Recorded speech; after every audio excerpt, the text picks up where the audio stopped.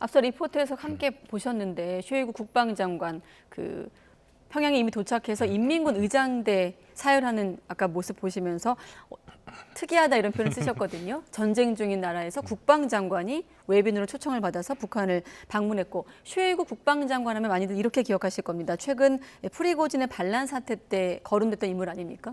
그렇습니다. 뭐 여러 가지로 뭐 흔한 일은 아닌 게요. 네. 일단 이들이 말하는 소위 전승절이라는 이 행사에 러시아가 대표단을 보낸 게 이번이 처음입니다.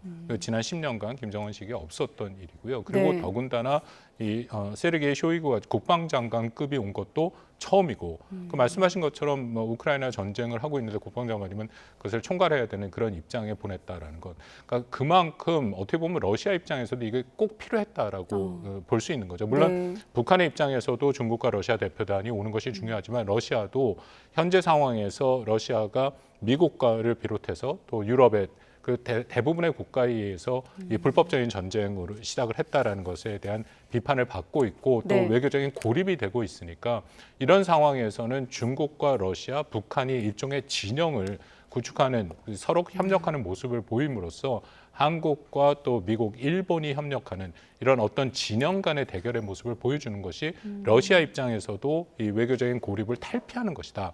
이제 그런 판단이 안에 들어있다라고 판단이 됩니다. 네, 상징적으로 보여주는 것이 있을 것이다. 또 한 가지 아까 그만큼 러시아 입장에서 좀 필요했을 것이다 말하신 부분은 아무래도 전장에 투입할 북한산 무기 수입 문제, 이 문제도 좀 다룰까요, 이번에? 뭐 그 필요성은 분명히 러시아 입장에서는 있죠. 왜냐하면 네. 이 전쟁이 500일을 넘어가고 있으니까 러시아도 비축한 탄약이나 여러 가지 네. 무기가 부족한 것은 분명하고요. 특히 그 비축분의 탄약의 무기의 상당 부분 이제 상호 운영성이라고 하는데 이 북한이 갖고 있는 무기는 러시아가 직접 사용할 수 있는 것들이 많이 있습니다. 그래서 요청을 했을 가능성은 있고 이미 미국이 한 2번 정도 그 북한이 러시아에 대해서 그 와그너 그룹을 통해서 이제 뭐 지원을 했다라는 것을 공개적으로 얘기를 한 적이 있었는데요. 네. 근데 여기서 중요한 것은 북한이 그런 미국의 이 발표가 나오고 주장이 나올 때마다 즉각적으로 가장 높은 수준, 예를 들어 김여정까지 나서서 네. 그렇지 않다라고 부인을 하거든요. 왜냐하면 북한의 입장에서는 그 러시아의 무기를 지원하는 것은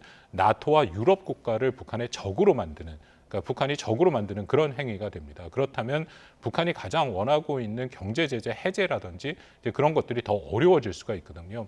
그래서 뭐 지원을 하고 있다라는 정황은 뭐 미국에 의해서 여러 차례 확인이 됐습니다만 아마 공개적으로 공식적으로는 그것을 계속 부인할 가능성이 저는 크다라고는 생각합니다.